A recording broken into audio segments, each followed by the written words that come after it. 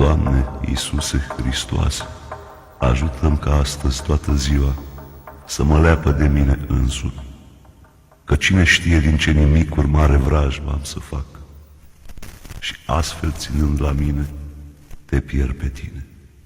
Doamne Iisuse Hristoase, ajută-mi ca rugăciunea preasfânt numelui Tău să-mi lucreze în minte mai repede ca fulgerul pe cer, ca nici umbra gândurilor rele să nu mă întunece, căci iată păcătuiesc în tot ceasul.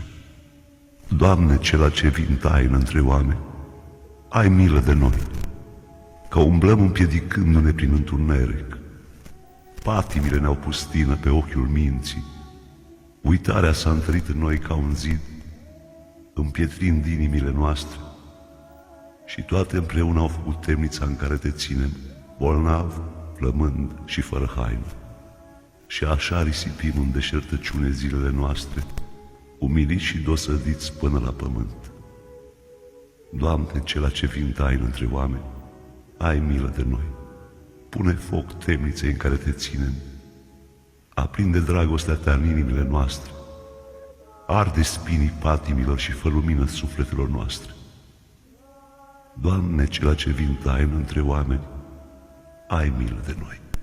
Vino și te sălășulește într-un noi împreună cu Tatăl și cu Duhul, precum ai zis, că Duhul Tău cel Sfânt se roagă pentru noi cu suspine negrăite, când graiul și mintea noastră rămân pe jos, neputincioasă.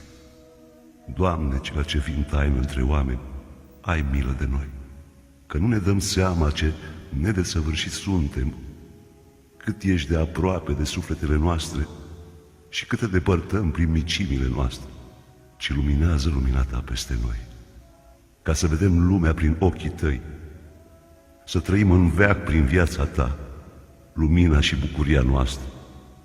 Slavă Ție! Amin.